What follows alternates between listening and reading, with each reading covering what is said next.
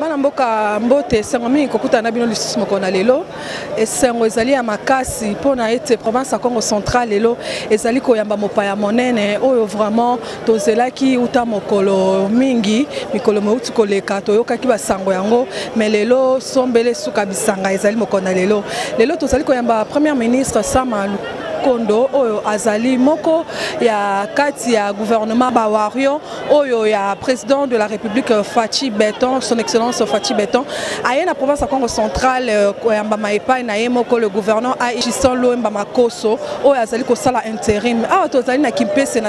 na territoire ya Songololo bisika wapi oyo aye ko poser première pierre na ye na misala oyo chef de l'État apesaki mibeko pona kosala na province ya Congo centrale kande bozali komona tozali kosepela awa ba drapeau ezali baike tozali komona bandeko na biso ya G4 tozali komona ba ndeko na biso ya UDPS bazali awa toujours bendele ko pepa pona ete lokumu ya province ya Congo central pourquoi pas lokumu ya RDC na biso ekende liboso na kotika bino bolanda na bilili nde tokozonga mbala ya sima.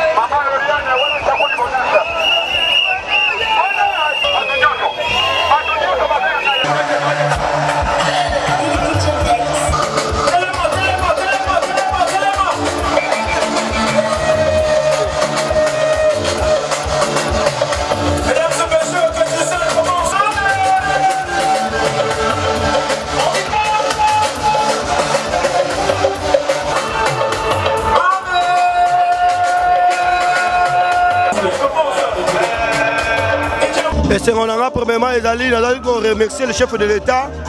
à Kanisi dans le Congo central. Parce que quand on parle de Congo central, ils allaient base, il y a chef de l'État. Parce que le Congo central, les alliés qui province réputée, province il y a opposition. Et le Congo central, les alliés sous l'opposition, comme une province il y a pouvoir. et les autres comme le balancement et travaux il y a développement et territoire bandé dans Congo central et sali malamu nango tozali Congo central déjà sima chef de l'état et tozali sima le gouverneur AI oyo aza ko incarner vision ya chef de l'état oyo aza ko incarner ba valeur ya bane Congo ya ba gestionnaire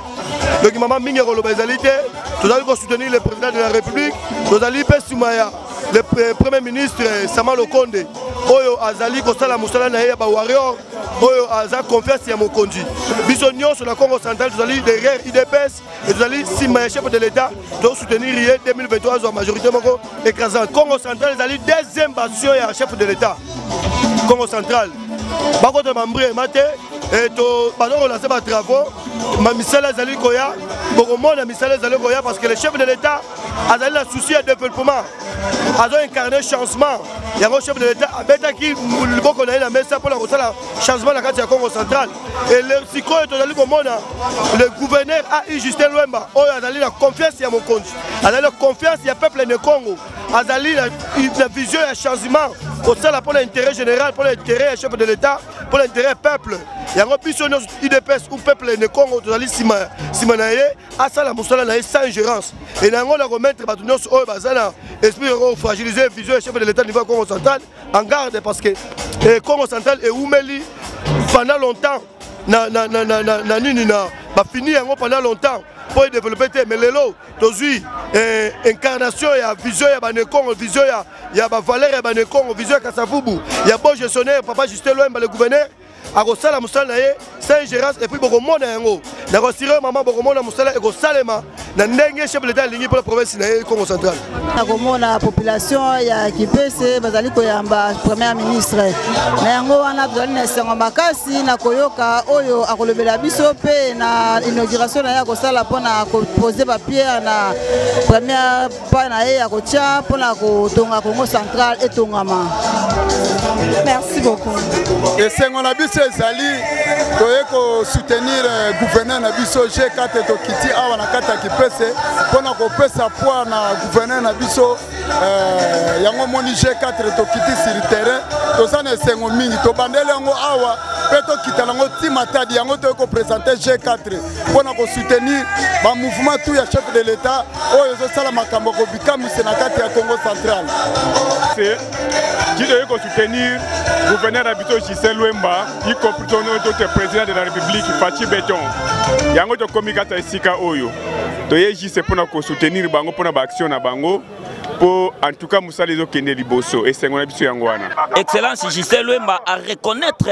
IDPS lelo. IDPS boyebi ke na époque on a IDPS souffrir ba reconnaître gibisoté. Mais lelo to mona ke Maison Blanche wana IDPS et comme côté après bazo sala kuna ya moni biso pe to ko accompagner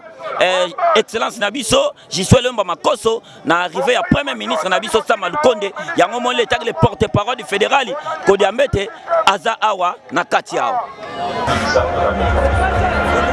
mon programme, j'ai mis au cœur de ma stratégie, tout sera fait pour l'épanouissement de l'homme congolais. Son éducation, sa santé, son emploi, son bien-être, tout sera fait pour l'épanouissement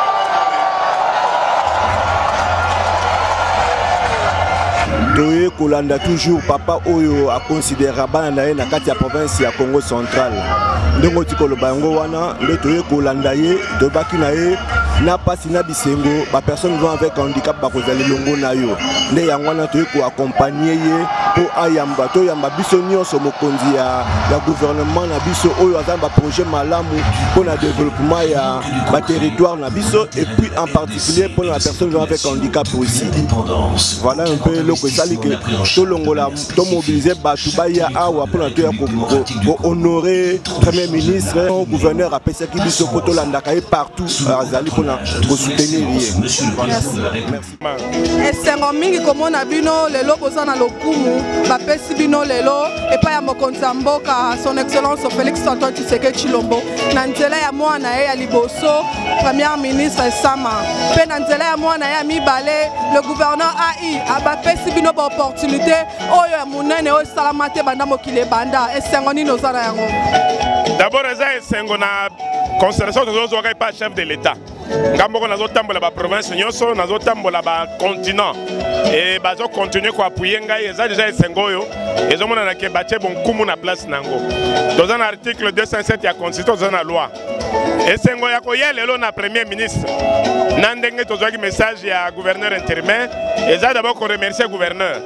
ndenga benga galobi tozoyamba premier ministre mboka eza ya bino nde boko yamba ye et tokotise na kati ya Kasangulu kofongola nanu nzela po akota toye na ye biso tia wana kimpese ba chef ya ba fleuve ya Cataract ya Lukaya bato nyonso réunis pour dire il faut que makambo etambola et je pense que ça esengo na biso Congo central bakoya koyeba kaka ke bokoko ezali ke sengeli tozonga epai ya koko totuna nini sengeli tosala ntango batunaka tokotaka kimia lokola mpe gouverneur intérimaire abengaki ngai liso alobi mboka eza yo mobulu eza yo pesa formule pesa solution nalobaki na koloba kala mingi te pour l'instant mutu na mutu asala mosala na ye eloko akowelela eza te eloko akobundela eza te misala yango eza mpo na province oyo tobengi politique eza na branche nango ekozwa la réponse oyo tobengi bacour de tribunaux eza na ntango nango ekozwa réponse mpona sikoyo mokongo nyonso aza na kati ya Congo central peuple congolais nyonso aza na kati ya Congo central asala mosala na ye akipe politique te akipe mpe bato te.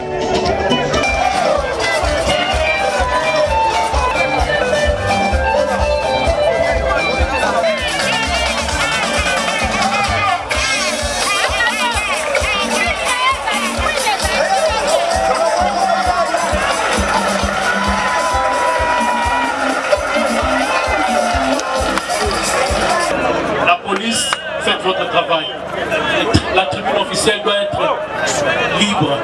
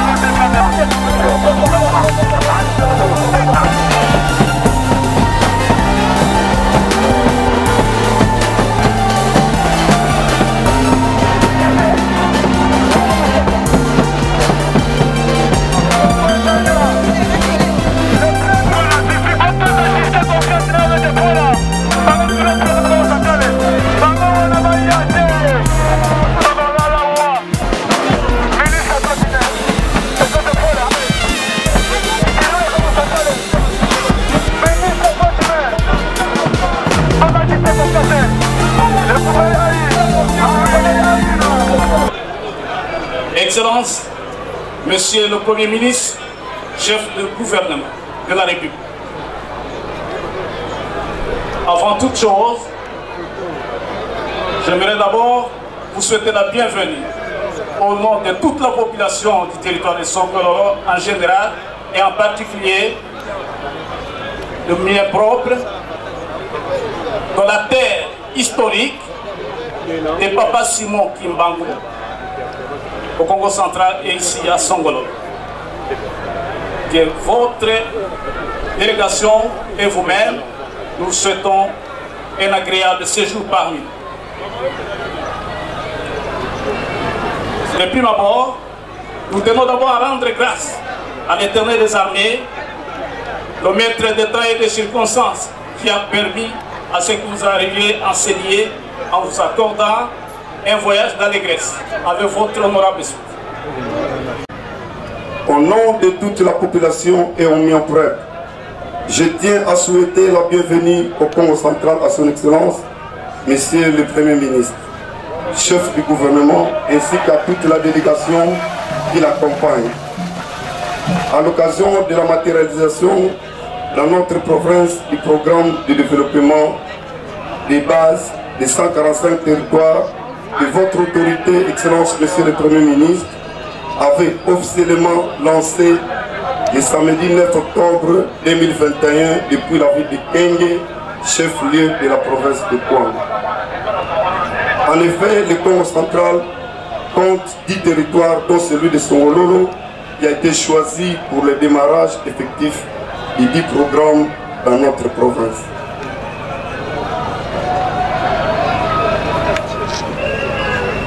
C'est ainsi qu'à ce jour, Excellence, vous allez procéder au lancement des travaux de construction d'une école et d'un centre de santé moderne à Kimpese, de réhabilitation et d'entretien de l'axe Congo-Diakati à Songamani et de forage au chef-lieu du territoire. Il est pour moi un devoir de rendre grâce à Dieu, maître de temps et de circonstances, pour avoir permis la concrétisation de ces programmes ambitieux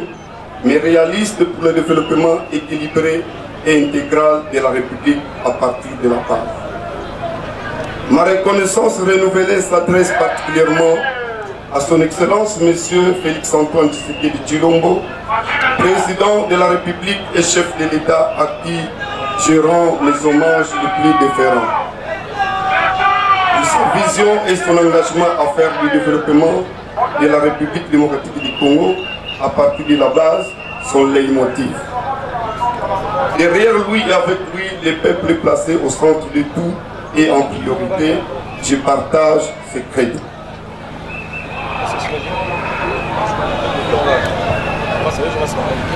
Excellence, Monsieur le Premier ministre, chef du gouvernement, la population du Congo central pour laquelle vous ne ménagez aucun effort pour le rétablissement de la paix et de l'état de droit, m'a chargé de vous remercier très sincèrement d'avoir contribué au choix de certains projets à impact visible et social à réaliser dans notre province, notamment la construction du port en eau profonde du Banane, la construction du Grand Inga et le parachèvement des travaux du stade Lumumba et Matadi. Profitant de votre présence dans la province, Excellence Monsieur le Premier ministre, je me permets de vous transmettre les desiderata de la population en vue de renforcement de la sécurité des personnes et de leurs biens. Véritable gage du développement, en sollicitant de votre autorité l'affectation des effectifs supplémentaires des éléments de la police nationale congolaise et sa dotation en équipement.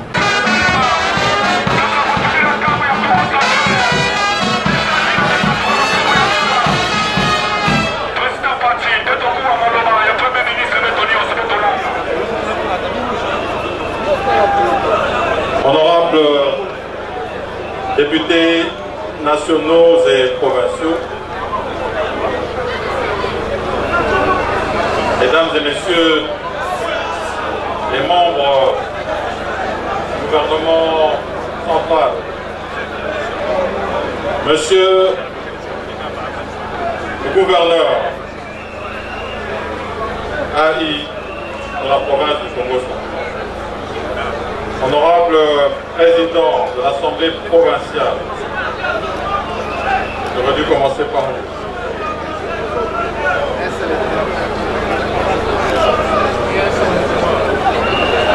Honorable sénateur,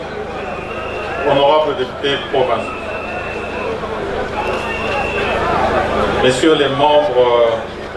du Conseil de sécurité de la province du Congo central, messieurs les chefs coutumiers, Bana Kimpese, Bana Congo central, Mbote na Beto.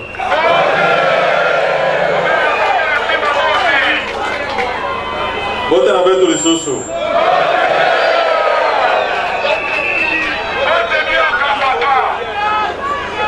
Mbote diaka.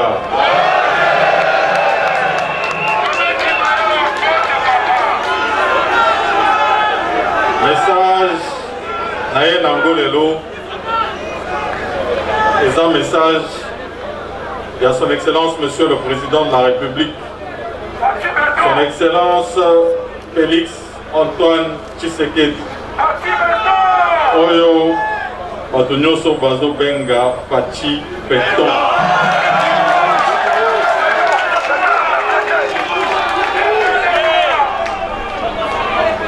Message apesa kinga kende na Congo central, kende na Songololo, na Kimpese, opesa bango nyonso mbote.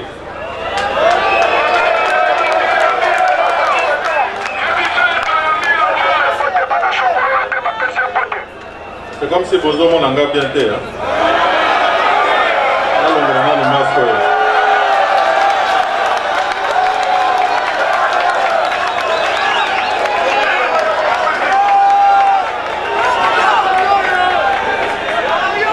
Message la chef de l'État et sa mission où Pesaki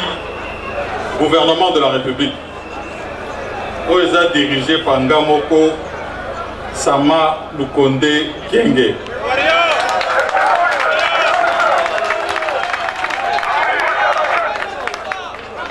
Mission à Liboso,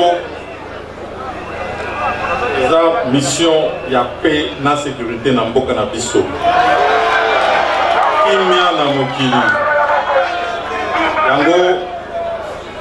komona kikuna na est ko bitumba ezalaki ebele kuna totiaki état de siège.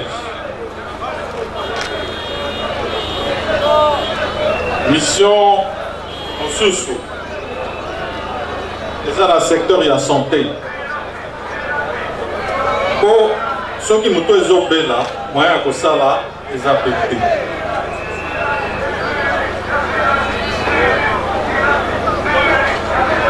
Mission ya misala eza na enseignement po soki bana na biso bazokende kelasi te moyen totonga Congo lobi eza te parce que bana na biso te bakotonga Congo na biso na il faut bazala na formation ya malamu. Dans le secteur où on a bino oyebi que son Excellence Félix Antoine Tshisekedi a la vision il y a gratuité et enseignement. A toujours sala nyoso pour gratuité wana eza effectif na Congo mo.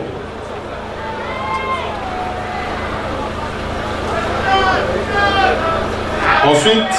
nous avons la mission il y a développement ya biso. Développement et lobby Otonga Anzela Otonga la école pour bana bakende classe Otonga ba hôpitaux bato baza na possibilité ya kozala na basoin de santé. Sikoyo,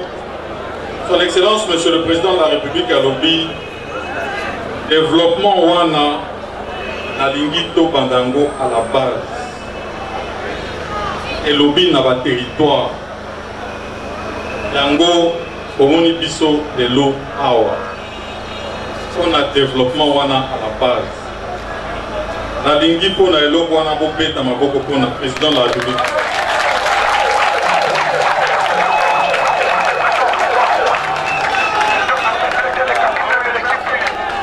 na lingi lisusu bobeta maboko po na bino moko po boaccueillir programme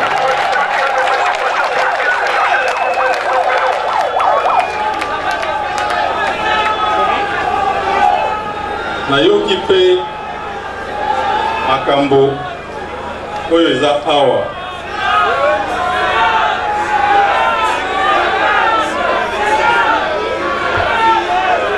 balobi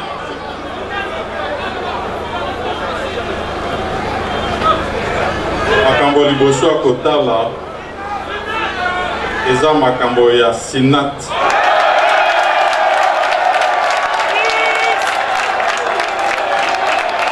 cimenterie nationale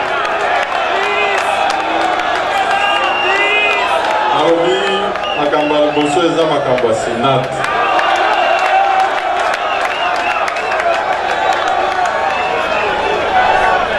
nayoki problème oyo eza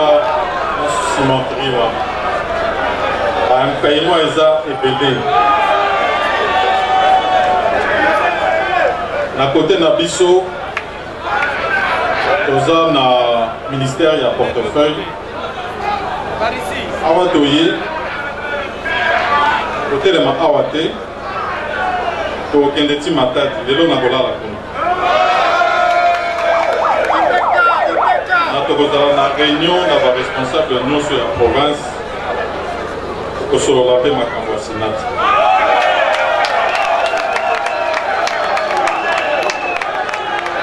Ensuite toza na problème ya insécurité balobi awa soki tokomika na butu mobulu bato batambola na nzela eza te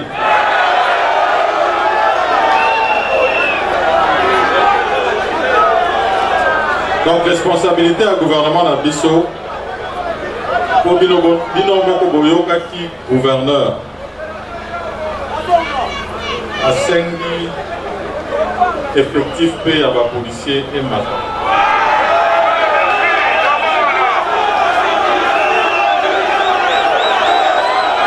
policiers baza na responsabilité à sécuriser bino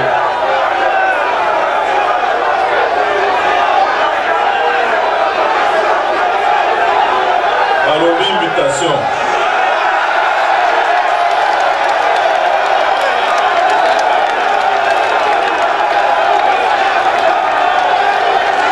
eyokani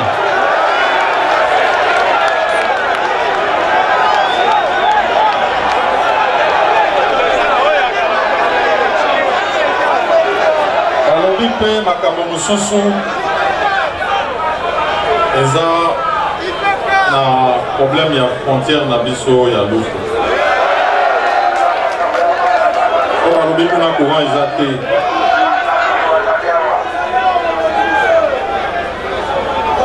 yango ezofavorize fraude na biso na mandat na biso ozokombattre fraude wana lutte contre la corruption. Bandeko bala Tolandi kaka ndenge bouti komona na ba image na biso tozali toujours kaka na territoire ya Songololo awa tozali na lopango ya ba ndeko na biso ba kimbangiste bipai wapi premier ministre aye ko lancer aye ko tia première pierre na kati ya esika oyo pona kotonga ba pompe na biso ya forage to ba pompe na biso ya foko na sima na ye ko leka misala na province ya Kwango lelo ekomi tour na biso bato ya province ya Congo centrale elongo na le gouverneur na biso AI Justin Luemba nde azali ko accompagner premier ministre na makanisi ya chef de l'état na biso Félix Antoine Tshisekedi Tshilombo bozomona kaka ndenge ambiance ezali na tiki bino bolanda ambiance ndenge nini ezali koleka nde tokozonga mbala ya sima.